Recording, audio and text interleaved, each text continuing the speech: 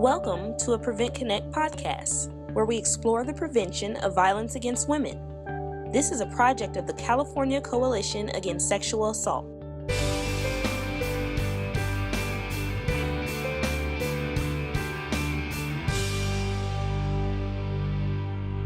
So I'm going to say good morning again. Yay, it's Friday. We've made it through this much. Some of you had a couple days of meetings before, and we're here and we're going, and this is all good, right? So I'm Cordelia Anderson. Hi, and I'm Joan Tabachnick. And and they've seen you, so we're going to honor you. But it's so perfect that we have this particular workshop after she was recognized for the work that she's done here. So it's very exciting. And we're going to tell you more about who we are in just a little bit, but we want to say that the learning objectives for this session for us is that we really want to flip the focus in how we think about prevention. So we're really talking about how do we stop harmful behaviors, sexually problematic behaviors, and sexually abusive behaviors, perpetration. So how do we do that? And Joan and I were talking as we were looking at this, and just what's happened is kind of a seismic shift in the last 5 years, particularly despite decades. We'll talk more about the work being done. But where are we at in that flip? We want you to think about that. You know, some people are very, very focused. They've changed their programs. They've changed their language. They've changed their education. They're changing their interventions. They're combining programs. And other people are just beginning to still kind of go, oh, that's over there, and I'm not sure what I believe about that. And so where are we with that flip? Think about that as we go through this. And again, we're talking both about problematic behaviors and perpetration. And I think we know there's language issues through that. What language are we using? What feels comfortable depends on what audiences, but also the importance of differentiating problematic sexual behaviors from perpetration. So we also have a section on emerging issues, but Joan and I had the privilege, and Maya from ATSA is here, raise your hand, of being part of a master class that ATSA is going to have coming out, and we had the prevention section, and we got to do a 8-hour version of this. So this is an hour-and-a-half version, and we will hopefully get to some of those emerging issues. But before we dive in and talk more about our journey that got us here, we wanted to know what drew, if you could kind of throw out, and this is being recorded, so I will try to repeat that too. What are some of the things that drew you here, either that you're doing, your expertise with this, your needs of information? What brought you here this Friday morning? We're going to talk a little bit about what led to our journey in this, and Joan, why don't you start? I think it feels like you've heard enough about me at this point. No, so say it again. Maybe they were sleeping in. No, well, I think we all have. I guess I want to say we all have like also personal reasons for doing this, and I think some of us are in the room here are survivors, and to sort of acknowledge that some of us are not. And I know for me, just one of the things that I grew up, in 50s and 60s, and a number of my family members, are with us today because because of the Holocaust, and are here because people took a risk to protect them. And when I was growing up, I heard over and over again about how could they not have known what was going on? How could people have been quiet? And as I began to, basically as friends and my first, big relationship, sort of who are survivors, started telling me, and they started saying the same exact things that I heard growing up. And so I always felt like if my family is here because people took the courage to take the risk, it felt like I had to do that as well in terms of this issue. So that's something I don't usually talk about, but it feels like you've heard the rest of the stuff. So I want to let you know, just like I think we all are here because we have a very deep personal commitment, and that's part of what mine is. So. Thank you for that. And for me, this is, I said to Joan, we're doing this on my 40th anniversary of doing this work. And yeah. So, but the ironic part is I want you to imagine that part of that was working at the sexuality program. When I left that, one of my first jobs was as a research assistant to study effective legislatively mandated study on sex offender treatment and whether it worked. It was a pretty easy study in terms of looking at who was doing what in the country in 1976. And then treating women coming out of the criminal justice system. My job was to teach a sexuality course. That's where I was, a 10-week course. We saw a lot of victims. And we didn't, remember, 76, we didn't have that frame that, of course, especially justice, adjudicated women, were going to have this history. And I was teaching this also with sex offenders. And I was bringing the victim perspective to sex offenders and hearing their stories. And that led to developing a child sexual abuse prevention project that incorporated those two streams. And that was 1977. And here we are today.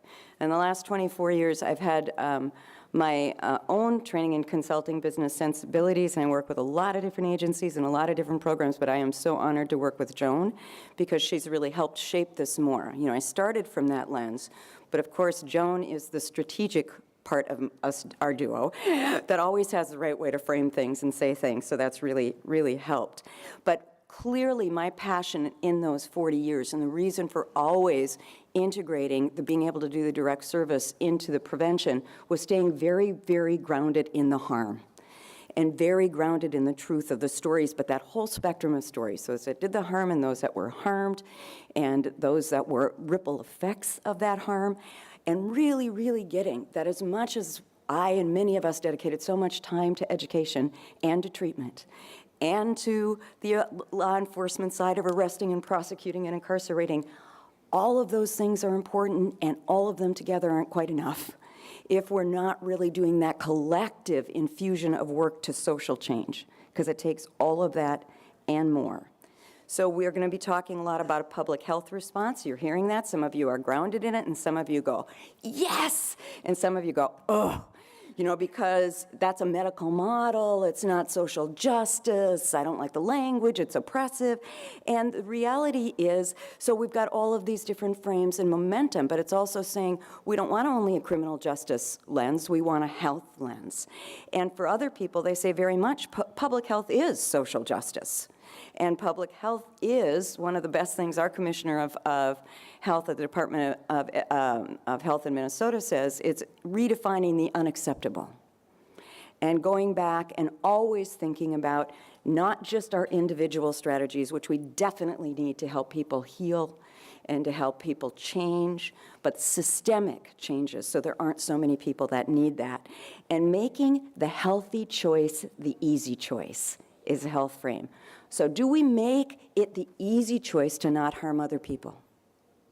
Or there are a whole lot of things about our culture, about our institutions, about our systems that actually feed right into that.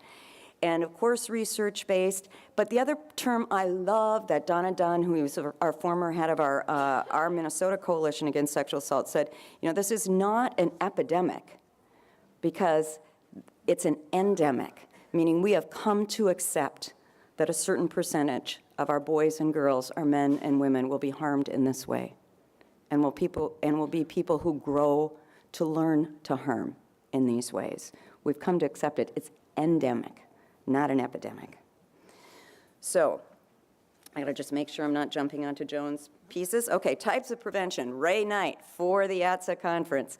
We have Joan and I are on the prevention committee. She's the head of that prevention committee for ATSA. And one of the things at the conference we always do is bring a lens to prevention at the Association of Treatment of Sexual Abusers conferences. And so looking at the types of prevention and trying to find a creative way, that was where researcher Ray Knight really looked at this lifeline of going, if we're thinking about tertiary prevention, and what's the lifeline that leads across our life and to need to apprehend, incarcerate, and prevent the reoccurrence, which is where a lot of the work with treatment focused for a long time. We want to prevent reoccurrence, and that's where a lot of the law enforcement lens is. But also on a primary level throughout the lifetime, what are we doing to prevent the initial behavior ever being done, the initial development of the whether it's the attitudes, the behaviors, the social structures, all of those pieces that would go into it, and how would we interrupt that and give you the protective factors and the social supports, et cetera, and the norms needed so that doesn't happen. And the secondary prevention, that earlier intervention when harmful behaviors and attitudes are coming about that are going to make a difference. And then the reality is, we need it all. You know, in our environment of scarcity of funds, we fight over which is more important, and we need it all. We need to be looking at the integration and the whole of that. But where do our resources go? I'm going to go back again to my dear colleague, Joan, A Reasoned Approach with Elisa Klein, again for ATSA. This is a great resource if you don't know it, Reshaping Sex Offender Policy to Prevent Child Sexual Abuse. But in that is a lot of great stuff, including the slide about where do our resources go. And we know that even though, pick your study, 10 to 18% of these of sexual violence gets reported, 6% out of all of that actually makes it to trial, but how many resources do we focus there? And then of that, 3% get convicted. I'm in Minnesota, again, I think I've said that a few times, and we have civil commitment. A lot of our resources go there. When we want to prevent, we've got to look at all of that and the whole population with everything we need to do in each of those areas. But even before that, much more before that, before harm is perpetrated. And I think you're picking up this one. Oh, no, I've still got this one. Okay. So we know that in the public health model, besides the looking at defining the problem and risk and protective factors and piloting and disseminating, that we want actions in each of these strategies. And I just want to say, how many of you were in the CDC presentation that Sarah did that was, okay, so a lot of you. So those of you that weren't, it was a great presentation. It covered some of these same pieces, but also there's a slide on the CDC that looks at the integration of each of these and examples of each of these. And one of the things they said, and then I'll pass off to Joan, is that the research is showing, of course, not a big surprise, most of where we focused is on individual and community. So far. We'll do the dance. Okay, great. So if most of our attention really has been both individual and relationship and also after the abuse. So we have most of our resources are going to the bottom two squares there, so for the treatment and management of sex offenders, as well as policies directed towards sex offenders. So we want to say, how do we take the information that we have learned there and bring it to programs focusing on preventing first-time perpetration, as well as some of our community and society solutions. And what I just want to point out is that there's been a sort of a sea shift, and is that the right word, the sea change? I don't know what the expression is. And so that Suzanne Brown McBride, who was the executive director of CalCASA for many years, have talked about, this is more than 5 years ago, talked that policymakers, the media, and our communities are talking about sex offenders. So this is like was really beginning, and they want to know how they can feel safer.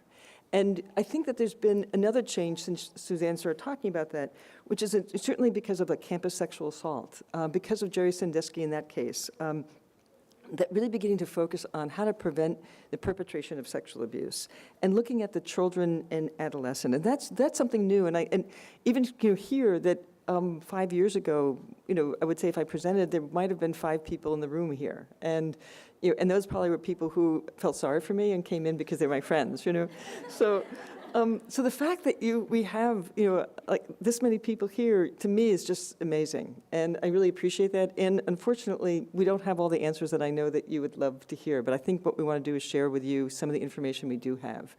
So if we're talking about preventing perpetration, if we want to stop sexual abuse, at its source, we have to think about the first-time perpetration. And we need to think about the root causes. We need to look at the risk factors for perpetration, as well as what we know about protective factors. And the bad news is that we actually don't have the information that you want. So the good news, though, is that we have a piece of the puzzle. So we want to share with you sort of the piece of the puzzle that that we do have. And some of the terms that I'm trying to use as much public health terms, but also the information we have is pulled from criminal justice system. So when we talk about root causes within public health, we'll probably talk more about etiology when we're talking about so if you hear when you think about it in terms of the criminal justice system. When we talk about risk reduction, which is a really important strategy of working with sex offenders, that if you talk about risk reduction with victims, it can sound like victim blaming. So you have to sort of start translating. We're talking it the way sometimes talk about it, that there's two, we're talking the same language, but we're miscommunicating a lot. So if I do say something that doesn't sound quite right to you, raise your hand, and hopefully I'll be able to sort of make some of that language connection. So if we're talking about stopping first-time perpetration, a lot of times immediately people go to adult, sexual assault and rape, or they may talk about child sexual abuse.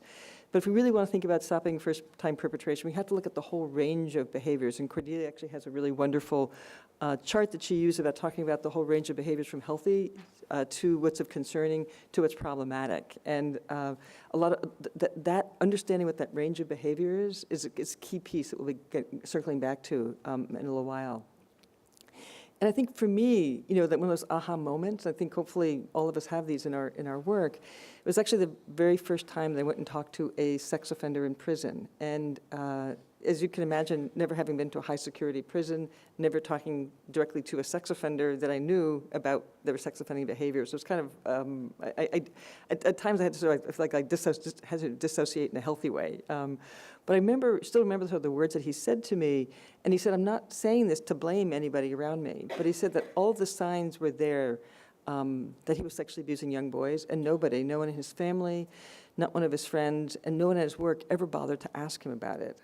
And he took that as tacit approval for what he was doing. And at the time, I started asking, well, what were those signs? Because we didn't have that information. But I also asked questions about, what could someone have said to you that you had actually heard? Who would you have heard? And that, to me, is sort of part of the information of what can we learn from the people who have abused to help structure stronger prevention programs.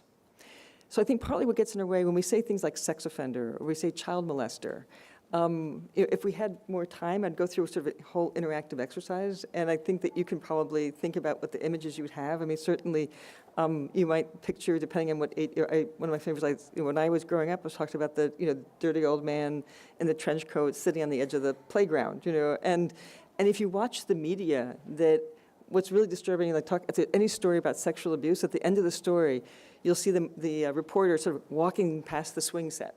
As if like that's where, so that if you think about images and the power of images, like they're saying, no, it actually happened, you should be walking past the suburban house at this moment, not that. So the images that we have, and I actually asked my niece recently, because like you probably, when you talk about this in your families way too often, your families are, but they've gotten used to you asking odd questions. So I said, when I think about a sex offender, like, what do you picture, by the way? And she pictured a middle-aged, sort of overweight guy in one of those T-shirts that, just sleeveless T-shirts in his mother's basement on the computer.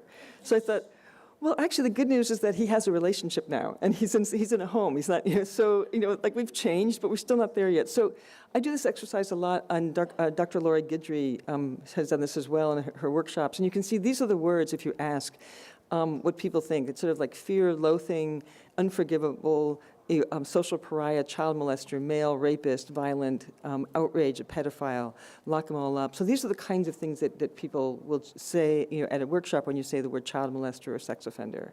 And if you Google sex offender, this is the kind of image that comes up. So again, these are the images that people have, people hold. So imagine if, in fact, that this is the image that people started thinking about. That we would have very different kind of prevention programs if this is the image we have of who, quote, a sex offender is. And I hope that, certainly within 10 years, that if we start thinking about it and really know, like, what do we know about people who sexually abuse? It's people we know, people in our families, that actually, that this would be the image that would come. That this is the image that people would hold. This is people that we know, people we care about. It's all ages. And what I particularly love about using this image, the first time I did this, I was doing a training with David Prescott, who's a great trainer. And if you look very in the middle of it, there's a guy with a mustache and sunglasses. He goes, that's probably the sex offender, right? So we have our own images of who they, what to look for. So one of the things that we sort of think about is then, like, how do we use what we know about individuals who sexually abuse to prevent first-time perpetration? And that's always the key question. And I don't know if we want to do this as an exercise at all, do we? No. Yeah, so we're just going to go through. So I think just think about for a moment, just like if you had 5 things that you would want to know, what would those be? So we, as the prevention community at ATSA, have been thinking about what are the 5 things we want to communicate. And we're actually putting together an infographic, which we'll have next year, so we'll have to come back next year for our workshop. And what I want to first acknowledge that when we talk about what we know about offenders, that to me, this is information that people have been ignoring for far too long. But also, because we know that sexual abuse is the most underreported crime, what we're looking at is that tip of the iceberg there. And we don't know if the information that we know about offenders is reflective of the entire population. So I just want to acknowledge that I'm going to share with you the information we know about the tip of the iceberg, the people who, as Cordelia said, who have, not only people have reported, but there's been enough information that could be substantiated, enough information can go to trial, enough information can be convicted. So we're looking at a very small group. And we don't know if that's representative. In fact, I would say in some ways we sort of know it's not, because if you look at who, people in prison, and if you look at sex offenders in prison, that just in terms of race, most sex offenders in prison are white. So we're seeing a skewed view. But I think if we don't look at that data, we're ignoring a really important bit of information. So what are the 5 things that we've sort of talked about? So the first thing we'd understand that those who abuse, that we have to understand that the people who abuse will help us give us information about stopping first-time perpetration.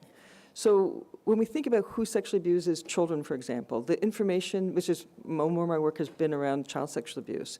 So we know that, again, the numbers range, but 93% of the children were abused by someone they knew. And I've seen everything from 75 up to Vermont, where sort of basically everybody knows everybody, that, the numbers were like 98%.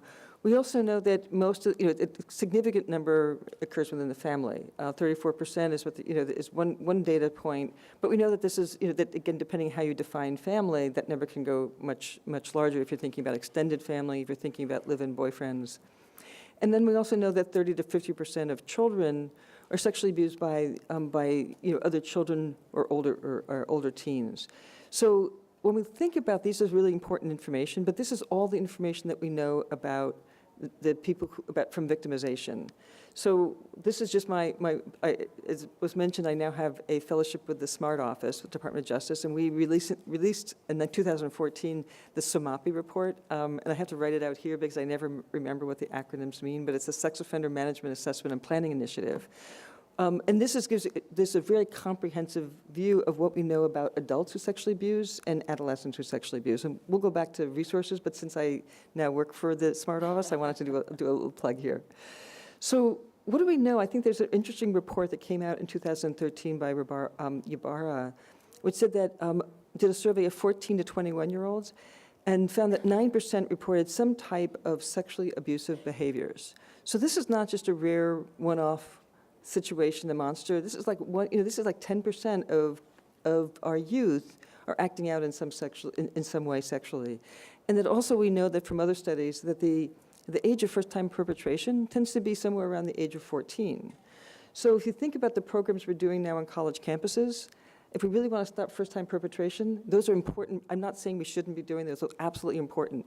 But if we really want to stop first-time perpetration, we may want to start moving and putting resources towards younger ages. So second thing we know is that not all people who abuse are the same. And we can say that over and over again, but it's really, that's a really important concept to integrate. So if you think about that, we have adults who sexually abuse, we have adolescents, and we also have children.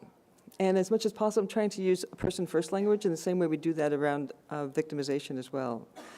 Men and women, although there's a predominance of men who sexually abuse, but both boys and girls and men and women will sexually abuse.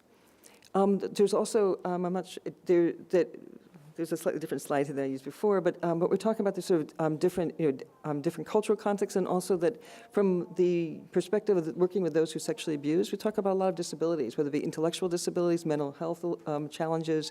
So there's a lot of other ways that we think about. So when you think about who sexually abuses, are we talking about the 40-year-old man who is being predatory and is sadistic and a pedophile? Are we talking about the 10-year-old who has been sexually abused and acts out abuse on a younger child? Are we talking about the 18-year-old with Asperger's who's developmentally 7 but is physically 18? So these are all the different ways to think about who sexually abuses. We start breaking that apart, that from a treatment point of view and from an intervention point of view, we need to very, very different kinds of interventions depending on who we're talking about. And are we switching here? Yep, I think we are. Okay. I think we're supposed to do a two-step dance, though, or something when we switch, okay? So one of the issues there of the 5 things we know also is, and we know, children and adolescents are still developing. Oh, we so know this. But why is anybody calling an 8-year-old a sex offender?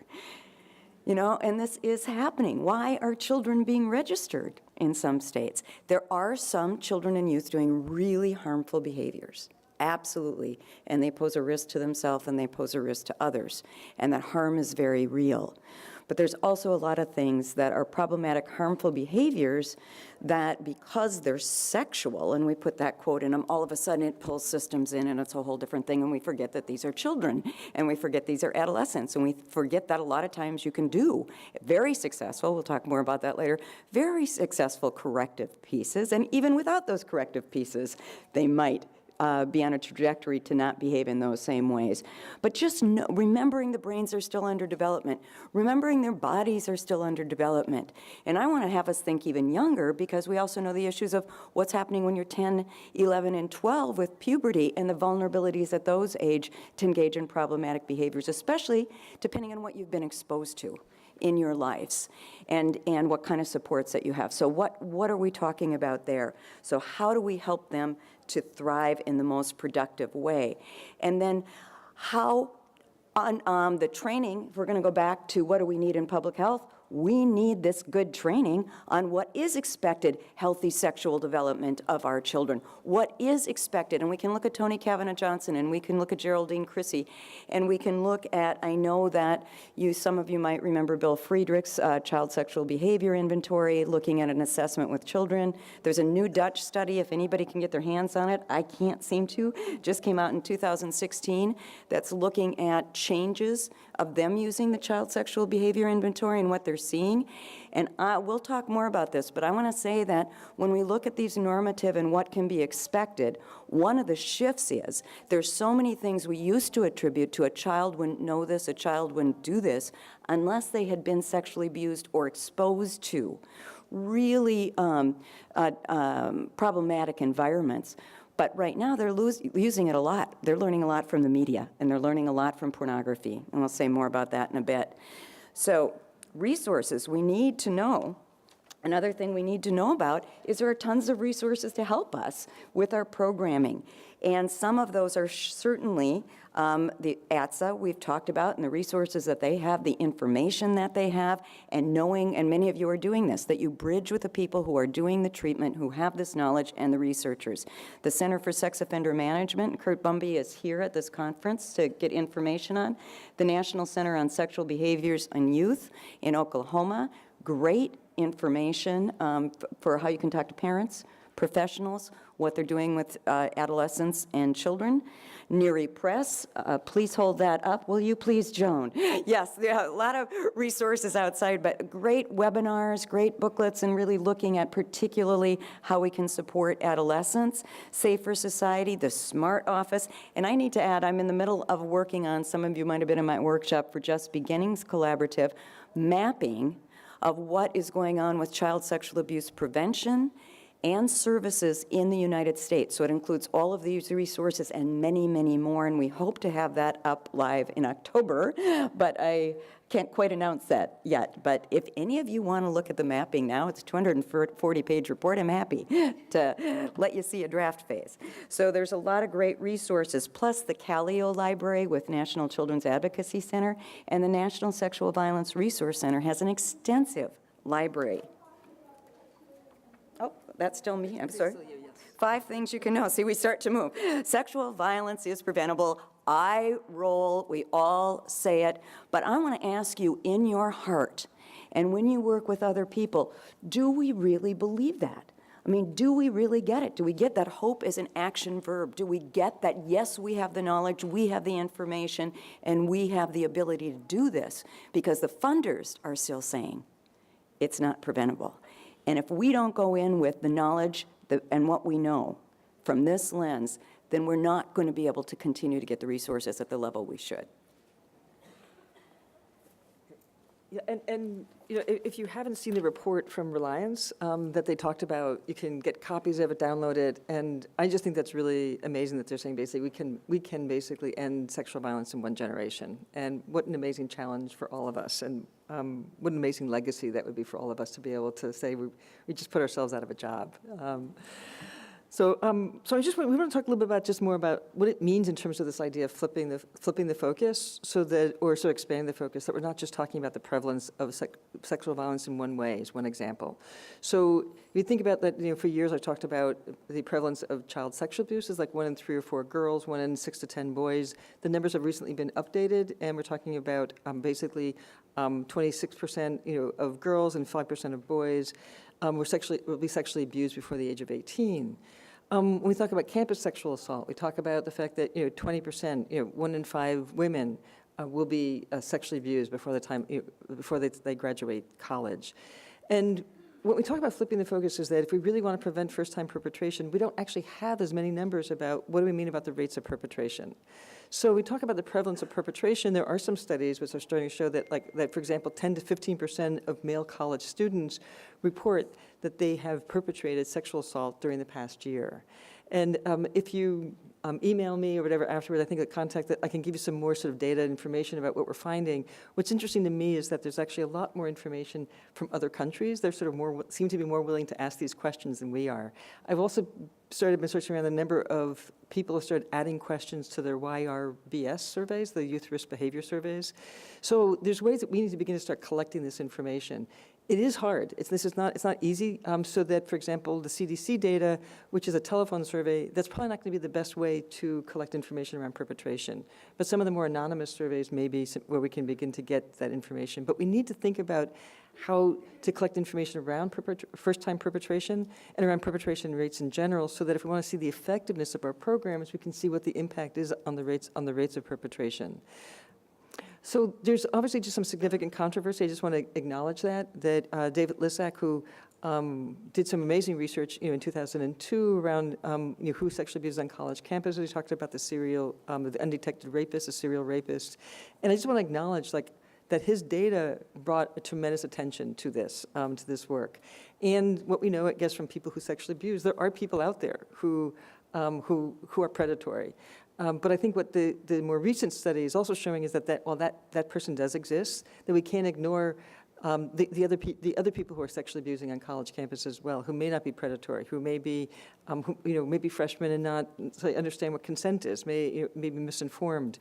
But there are a number of different developmental trajectories, and the NSVRC did a really wonderful piece about what we know about the sort of different way of thinking about the people who are sexually abusing. If you haven't read that piece, I would highly recommend it.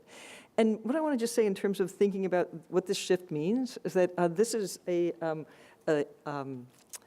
ad that's in the Metro. So if you've been taking the Metro at all while you're down here, you might see this actually on the Metro. And with my fellowship, I come down to Washington every 6 weeks. And I don't know if you've been on the Metro, you know that they're doing all kinds of repairs, so sometimes you might be in the Metro a lot longer than you think or you want. And so I'm standing in the Metro, crowded subway, my phone died, I don't have a book with me, so I'm just standing there staring, reading the ads over and over again. So this particular ad, can you hand me that? Just this particular ad says, and I think it's actually a great ad in some ways. So it says, you have the right to be safe, waiting for and riding the Metro. It says, so I like that. They're saying you have a right to be safe. It also, this is what I don't like so much. It says, you don't have to put up with, so it's by putting a little bit the blame on the victim, is that you don't have to put up with, and this is great, they name what the behaviors are: inappropriate comments, touching, gestures, or actions. So actually naming what you don't have to put up with. And it says, help Metro protect you and other riders. Together, Metro and our partners, and you can stop harassment. So it's great in some ways and not so great in others. I mean, what I would, again, I was sitting there 20 minutes, I have a lot of time to think about this. And I think that's what I would rather have had, instead of saying that you don't have to, it's like no one, not put on that no one should have the right. And not to say that that if you experience, but what to say if you experience or you witness, what amazing, it just shift a little bit. And then I'm sitting there again for a long time. So I think, well, what would be the other ad that I would want? Which is basically, I would something like on the other side of the train. It's if you have any intention of making an inappropriate comment or touching or gestures or actions, seek help. And maybe seek help before the Metro arrests you. But so I had a lot of time to think about it. But it gives you a sense of how we think about it, and then what that flipping the focus means. So we still need ads like this, but it's almost like I would want to have an ad for people who are experiencing it, an ad for the witnesses and the bystanders, and then another ad for the person who might be. That's the kind of complexity that we are trying to convey. So I'm gonna yeah. that back to you. We didn't realize we were I'm going, recording. yep, that's it, that's the point, okay, we're done. Because that is that complexity. And when we talk about the research, and since many of you were in the CDC training, I think Sarah spent a lot of time looking at what the reality of what we consider really rigorous, effective, and evaluation and the importance of evaluation, and we all know that, and yet many of us are frustrated because we can barely get money for our programs, much less the rigorous evaluation with a control group. But it's very important to have that because we've learned a lot about what works and what doesn't work. And you go to the CDC website and you're going to see the programs that have met those standards, that have had that evaluation, safe dates, shifting boundaries, real consent, and have the strength of actually having that structured of a program that's had the rigorous evaluation with a control group. But we also have the promising practices, the promising ones that have had some level of evaluation and maybe some information about what they work on.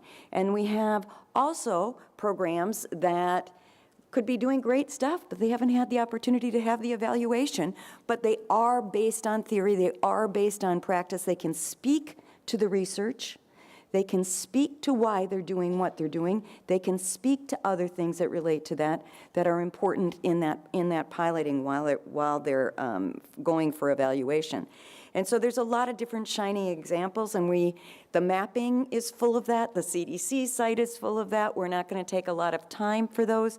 And part of the issue always is, do you take the shining examples only that have had that rigorous evaluation, the programs that get mentioned, which are very important to note, because we do have things that are shown to be effective at actually showing at a follow-up date that they have decreased the problematic behaviors. So this is really important. And that, another piece of that is when we're looking at the other educational programs, and just having you think about, Joan's going to talk some about the bystander ones later, which some of those fit with having had rigorous evaluation and having shown those outcomes. But when we think about what you're doing, are you doing it strategically to try to reach everyone, the universal? And we're going to reach everyone to really do what just Joan was talking about, not doing behaviors that harm other people. Think about the impact of our behaviors on others. Think about our own rights and responsibilities not to harm other people, and to look at how to get our needs met in a way that doesn't harm other people. Or are we going to people that are already demonstrating some kinds of problems and needs there and doing more focused work with them, and if we're talking about children and adolescents, with their families, and looking at the community construct. And indicated, we know there's a problem, so we're really going to do intensive efforts with this particular population. And same with parenting programs. There's huge, and doing this mapping, one of the most humbling things about it is I thought I knew a whole lot about what was going on with services and prevention in the United States and in other places. And I found out, oh my gosh, it's impossible to keep up with it all. And then we're looking at the programs that are specific to sexual violence or child sexual abuse prevention, and then all the programs that are out that are to just increase parenting. The Healthy Families America, 639 sites and growing. The CDC's effort to go safe, stable, nurturing relationships and environments. That if we all had really good skills for parenting, how much would that help? Plus, when we're looking at the programs that are doing education with children, or doing child sexual abuse prevention, for example, how many of them have one session for parents or a handout for parents versus really focused parenting that really just looks at parents with what we can do. I got to be part of a 30-part series on talking to your children about sex that was online, that Anna Maines did, and I thought, how great, so here's parents that maybe aren't going to be able to go to a program, but more opportunities to reach them online. I think another piece, I'm sure you've heard Espiolage's and Nan Stein's here research, but going back to Ray Knight, talking about, he's looked at their research and said, doing a focus program at Foxborough schools, looking at 4th grade, and saying, okay, we know from this other research there's a link between those that engage in sexually harassing behaviors and those that engage in sexually coercive and problematic behaviors in physical and verbal ways. So can we really do some focused skills using a caring schools model with fourth grade and show a difference like shifting boundaries has shown? And indeed, they have preliminary data. I don't think that's published yet. Do you know that? That really shows great promise at changing that trajectory of problematic behavior. But when you step back of that, we go, oh, because we put the label of a sex offender on that, we think, oh, that's remarkable, and I didn't even know treatment worked. And yet when we think about children developing problematic behaviors, we know we can change a lot of things by saying, yeah, not such a good idea, this is how we want you to behave, and let us help you behave in this way. And let us think and really hold you accountable for the impact of that behavior on others. And then there's great programs for the people that are living with disabilities and people who are deaf. We've got the Chicago CAC, one of those programs. I think also here, Meg Stone is here with Impact, is that correct? And Vera has great resources. Again, we've been trying to look at these. There's a program specifically for people that have disabilities, and then there's our programs that are working with all of our programs to make sure we're more inclusive of thinking about what that means and how we are welcoming and how we include this in our work and recognize this, again, both for those that might develop problematic behaviors and the special vulnerability that you might have. Are you doing college or am I? I think this is, I am? Okay. So, we just really want to also acknowledge the kind of right now focus between some of the how do we integrate all the realities of what's needed on Title IX. There's a lot of workshops on that, so we're not going to go into that, versus the other programs for prevention that might focus more on healthy relationships and norms changes and culture shift and all of these different pieces. And National Sexual Violence Resource Center has a lot of different information on the programs on campuses. There's many workshops here. Stop It Now has circles of safety there. And I want to also just do a plug, we don't have time to go into it, to really look at the information on restorative justice, transformative justice, and how that can be used at the campuses to have a more victim-centered, systematic response to saying, how do we deal with accountability for this behavior and change? So again, we can be happy to talk a lot more about that, identify some of those resources, contact us.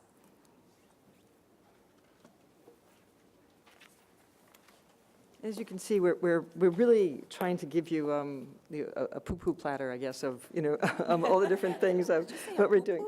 I'm dating myself again. I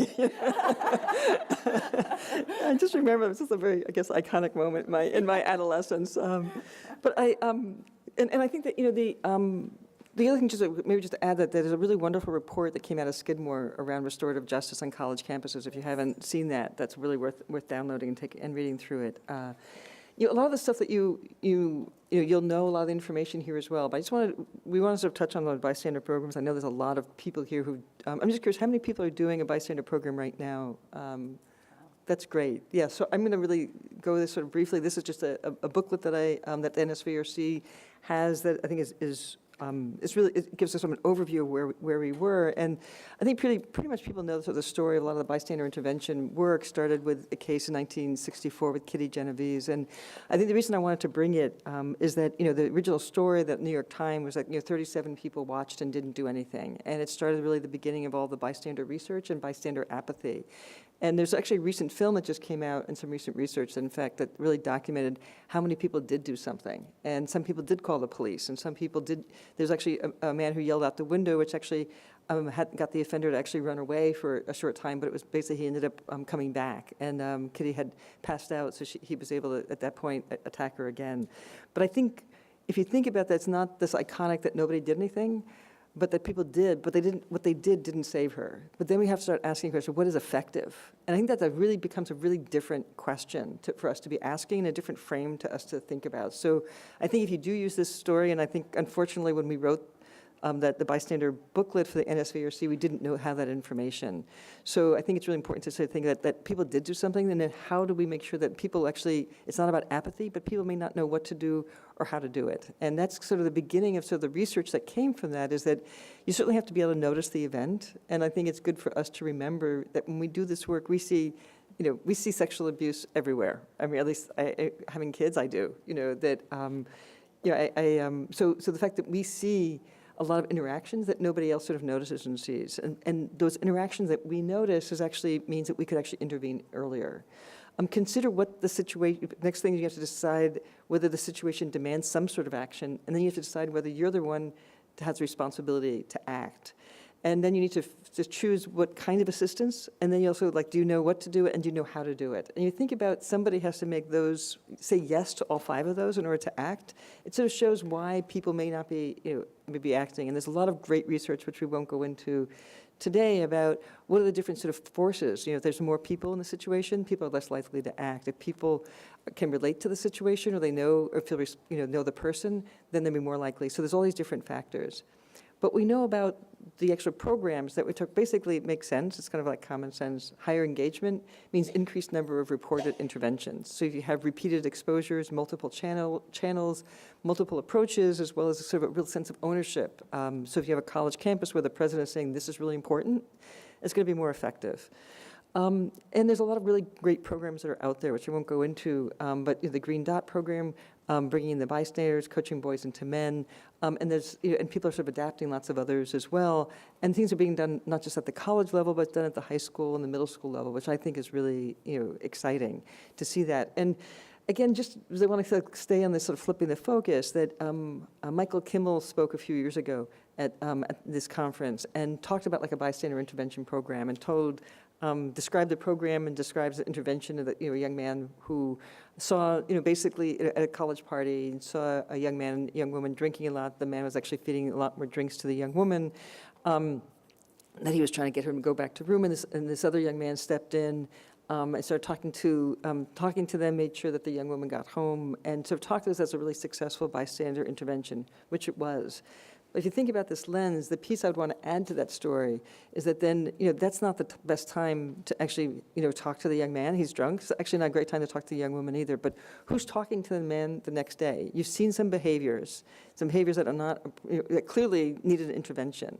But is somebody talking to them? And then who's the best person to talk to that person? And what do we need to be saying that this young man's going to hear, so that we can hear sort of both what his concern, or what, that maybe he doesn't understand what consent is. You need to talk about consent. Maybe that he's gotten messages from his fraternity that he needs to have that countered. So that's what this sort of bystander intervention with a perpetration lens sort of has. So we had originally, as we were planning this out, we thought we had longer. We thought, let's do a scenario. And so we give you, so when you download the PowerPoint, if you want to, there's a scenario here.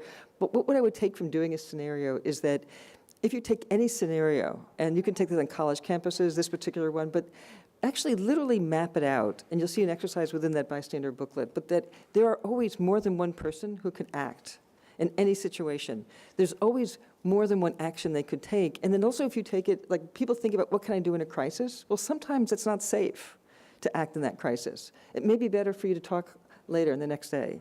So we just got a 10-minute notice. So I'm going to go a little faster here. So just I want to say that as we go back to the community institutional change, so this is we're now moving from the upper left to the upper right square there. That just basically say it's often easier to blame the individual for choices rather than holding accountable those who are causing and or profiting from the harm. So put the responsibility where it belongs. This is a wonderful exercise. I love that Frameworks does. And it basically questions like, why are the cows dying? And we won't go through the whole exercise, but basically you can say, if you look at the cows, the cows are dying maybe because there's something wrong with the feed, is what I hear. There's something maybe wrong, that there's some sort of mad cow disease. Someone once pointed out that there's a fence there, and so maybe they're having a fight with the farmer next door. And my favorite was, actually did this at a workshop just last week, and someone said, well, asked me the existential question, saying well, cows are dying. Well, all cows die, okay, that's great. That wasn't quite what I was thinking. But we sort of look at sexual abuse in the same way. We look at sort of the individual cows. So let me just widen that frame a little bit, and so now think about, why are the cows dying? So your first impression is actually, maybe it's about the pollution. Maybe it's about the environment that the cows are living in. That's what we need to be thinking about around sexual abuse. We need to think about what we can do at an individual level, but we also need to widen our focus. And Part of that lens is we live in a sexually toxic, pornified environment. And by pornified, and when I think about that, and the really short version is just look at the gendered socialization, the rates and frequency of abuse, the hypersexualized media, and then the lack of sexually healthy messages. And how we are up against that and educating against that when that's what's being reinforced all of the time. And in addition, for our children, their world's gone from Dr. Seuss to porn. I spend a lot of time talking about the impact of pornography on children, youth, and culture, and have a booklet through NERI that I'm going to be updating. But that reality, I believe, is a piece of actual sexual negligence, that we are not countering this and doing good education, and as a field, taking this impact very seriously. Because I think that there's a lot of data, that's another piece, but just look at in terms of the impact, but I want to say, look at these onesies for baby boys, okay? If you haven't seen them, I'm Proof Mommy puts out Mother Sucker, Certified Muff Dive Master, Playground Pimp. So we so often look at the messaging to our girls, but this is not children buying these. This is not children making them. This is not children marketing them. Who thinks this is funny and cute and a good idea to have this socialization going on? And we focus on the socialization of our young men and our adolescents. This is infants. This is adult accountability, this is corporate accountability, and this is a toxic culture.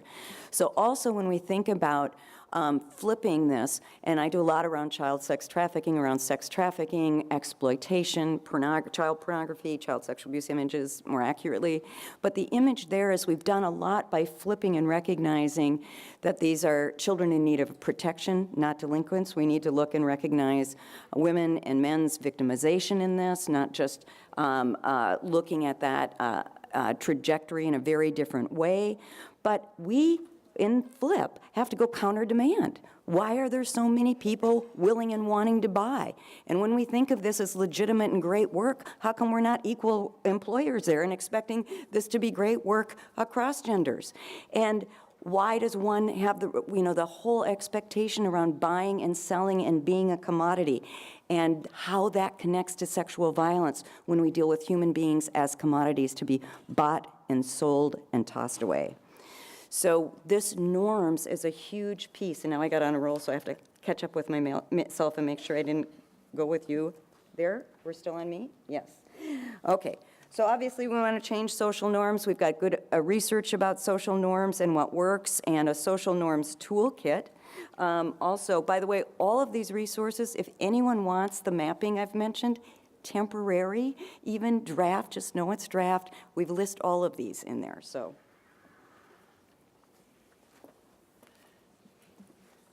So basically, I think one of the things that we kind of forget is, like, how do we reach out to people who either sexually abuse or people at risk to sexually abuse? We sort of think that if we have the idea that they're monsters, there's nothing we can do.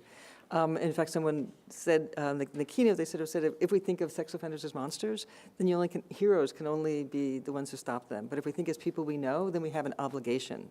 And that, to me, if it's people that we know and we care about, then we have an obligation to sort of say, I care about you, and this is not okay. So there's a lot of research in terms that there is not enough research, I think, about what it means in terms of what are the risk factors for first-time perpetration and how that might be different than the risk factors to reoffend. But that's something which I hope more research will emerge.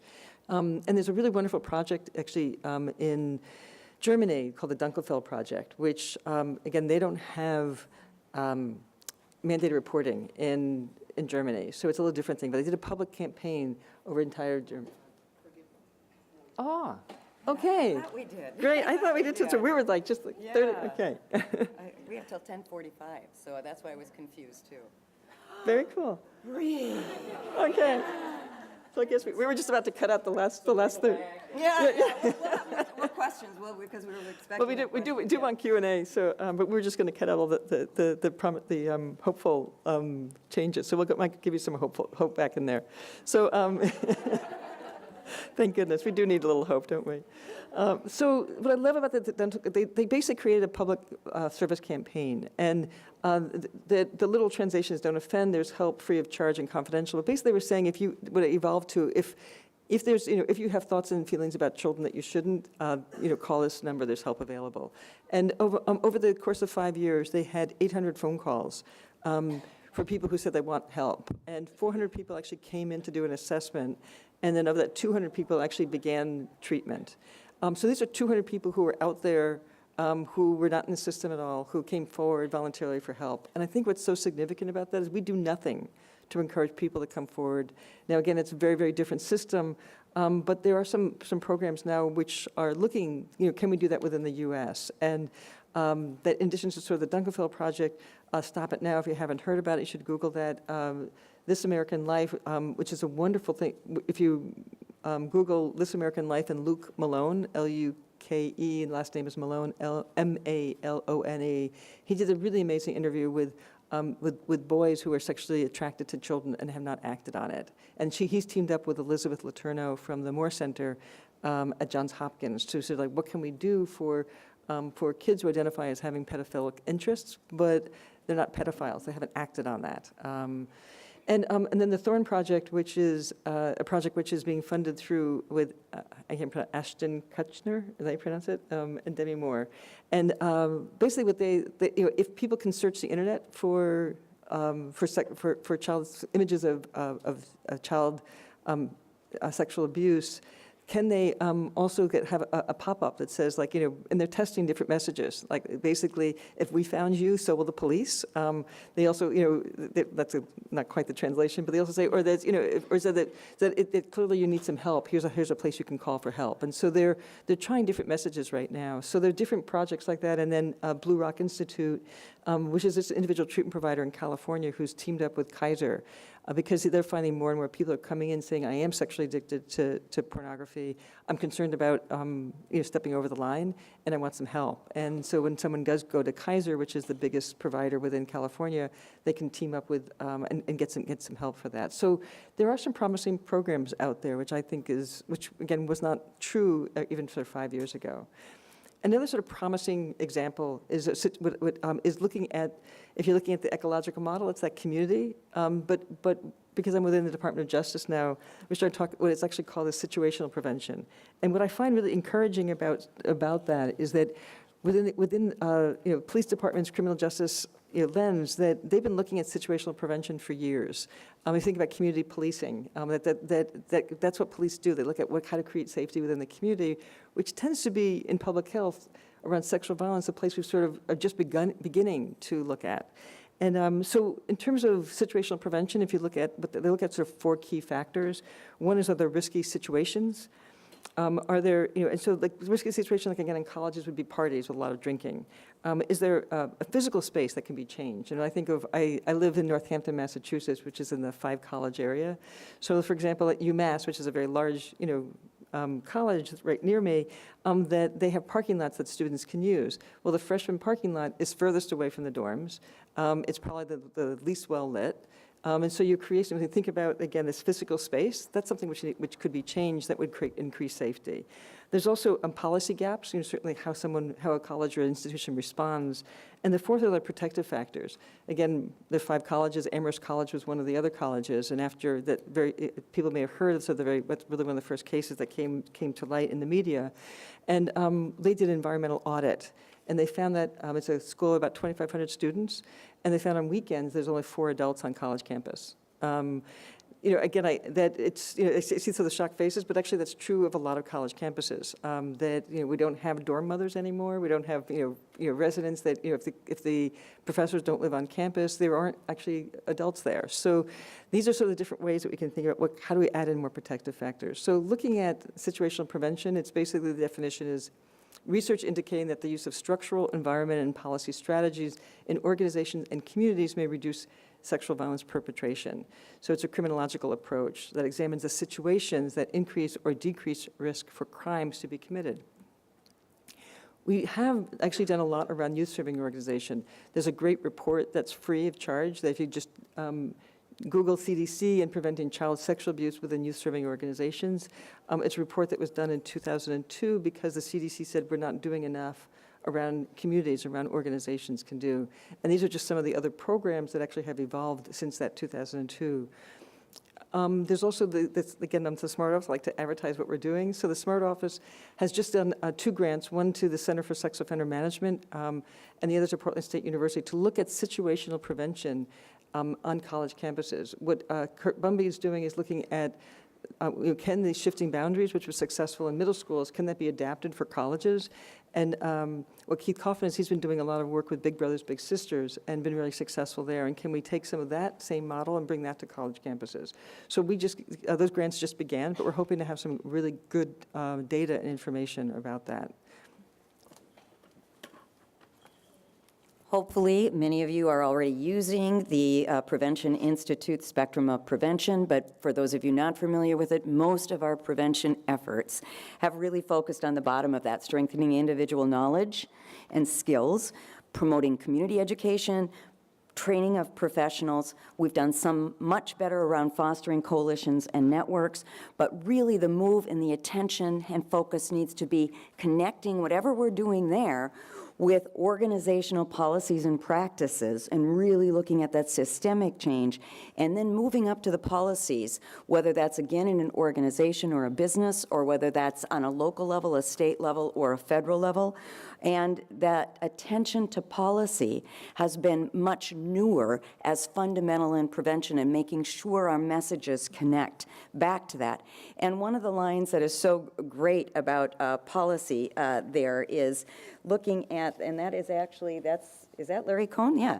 If there's one thing we've learned about catalyzing change to prevent illness in the first place, is that the passage of a single policy can be like a lightning match, illuminating the way towards strategies for greater impact and igniting energy of leaders. Sometimes it's the multiplicity of policies. We often look at tobacco and all the things that needed to happen to change society, to change the business, to change the economics, to change the access, to change the messaging that are so important. And it's not one policy, it's a whole bunch of policies. It's really, really going, okay, now it doesn't want to go. So Joan and I had the opportunity with the National Coalition to Prevent Child Sexual Abuse and Exploitation to co-chair the policy committee. And we, as a coalition with lots of different points of views, agreed on what 6 pillars would be of policy work. So that is also available free online if you go to preventtogether.org, get that piece and the national plan.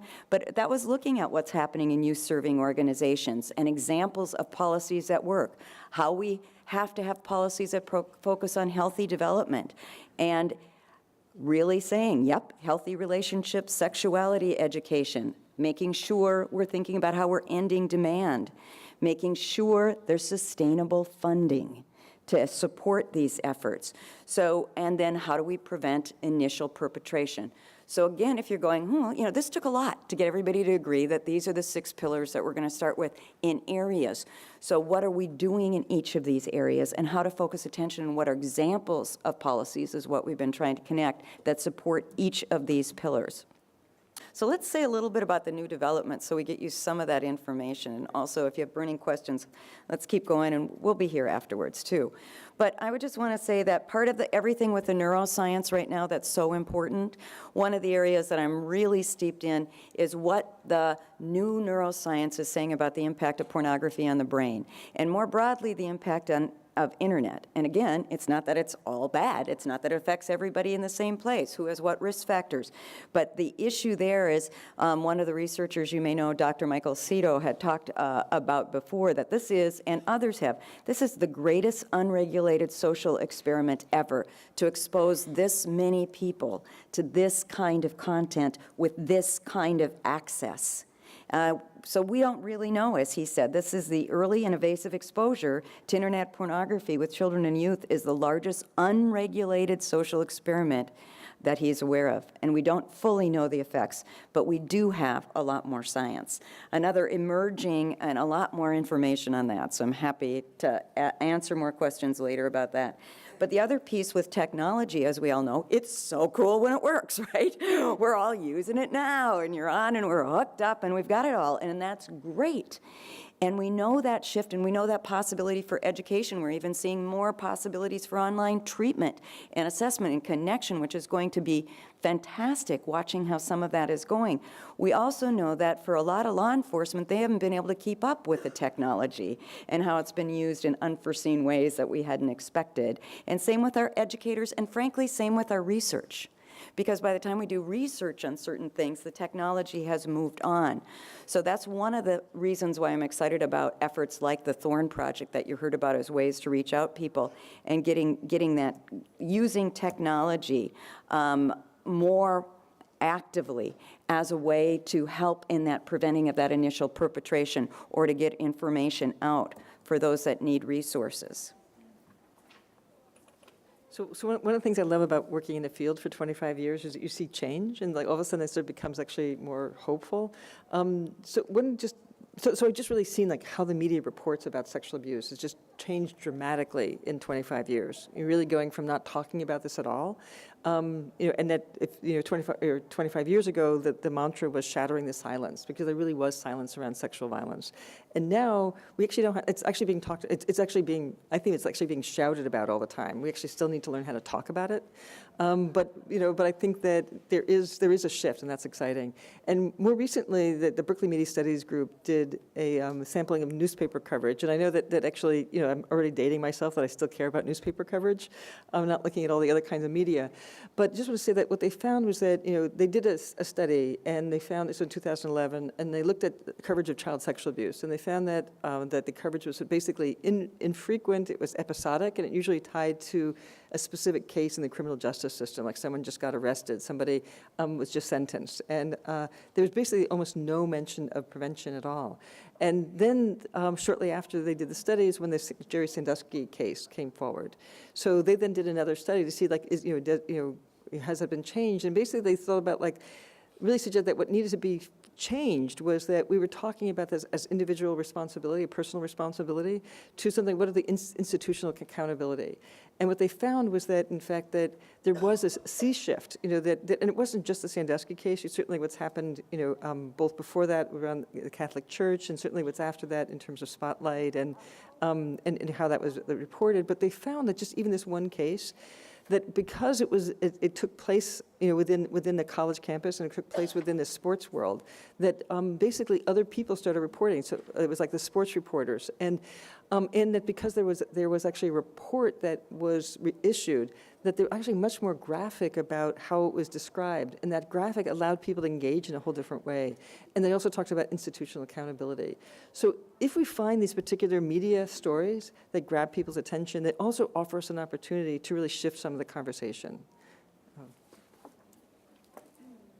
So our field has forever said, oh yeah, we just have to promote sexual health. And then we all go, gee, we can't because our systems are blocking it.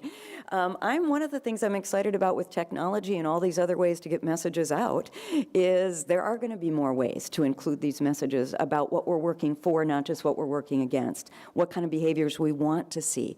What does it mean to be sexually healthy in a sexually toxic environment? Have you ever even seen images that aren't sexually toxic or pornified? To know what that might mean and look like and feel like and connect into our bodies, and remember that we can love people, not just pixels, and really be able to go back and embrace our sexual health and reclaim that. And when we've been harmed or when we've done harm, how do we still know how to go back and get that sexual identity? And then I just got to say, part of this too is not only looking at the evidence about the importance of comprehensive sexual health, and we have evidence on good education in that and what that does, but also remembering that for those of us that work in this field, part of the compassion fatigue is also paying attention to how this affects us sexually and making sure that we're staying sexually healthy when there's so much toxic input. And one of the people I love, I'm always learning new resources. This has been the basis of my work for, all of these decades. But I loved Al Vernaccio. So if you have not watched one of his TED Talks or picked up his book, Good, I have to write this down because I always remember, Good It's not good sex. It's, anyway, he's a high school teacher. It's, oh, for goodness sakes. I knew it had good sex in there. For goodness sakes. But one of the things, he has great TED Talks, and they look at sexual footprints, and they look at one of that is wonderful. What's the footprint we want? But one of the things that I think is so helpful with all this complexity is just he really helps young people be able to go, all right, what do you want in maybe 10, 15 years, when you're ancient? What do you want? A lot of them say, I do want a relationship. I do want a connection. So if they're talking now about how they're getting off on hookups or they're getting off on porn, it would be this saying, okay, how does that help you get there? How is that helping you? So like if I want to be a pro basketball player and I'm skateboarding all the time, is that giving me the skill set I need? So what we're doing a lot, we get good at. And that's also part of the brain science. What our brains do a lot actually affects the very fundamental development of our brains. So also, we've got so many excellent resources here on cultural innovations, but I just want to really do a shout out to Walking in Balance and looking at Strong Oak. She's not here, but I just saw her in the hallway earlier, and looking at really what it means to have culturally specific outreach based on cultural realities, values, norms, traditions, as well as integrating what we can about the best of all of that into our work when we're serving really diverse populations. And I also want to do a shout out to Impact Justice and Sujatha. We have workshops on, I forgot to mention that Prevent Connect, CalCASA, Joan and I co-host and have for years a series on child sexual abuse prevention.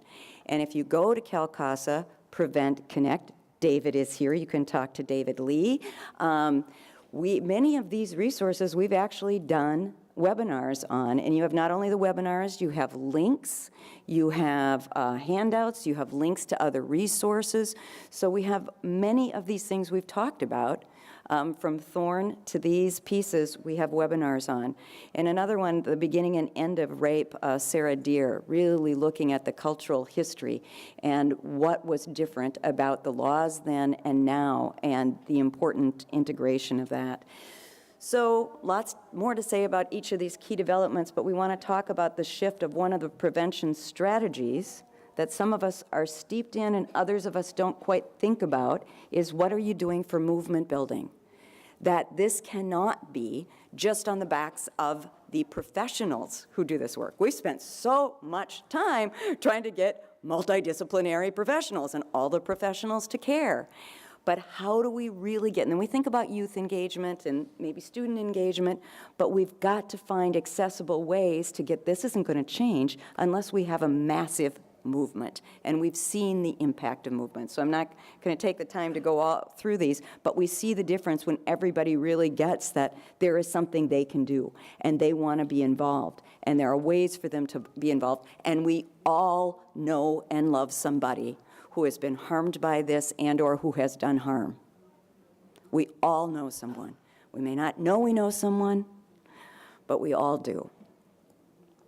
And then the key collaborations, and really creative collaborations. There are many states that have done so much. These are only a few, with really creative collaborations and task forces to really move beyond a focus only on being able to identify and report to much more comprehensive efforts.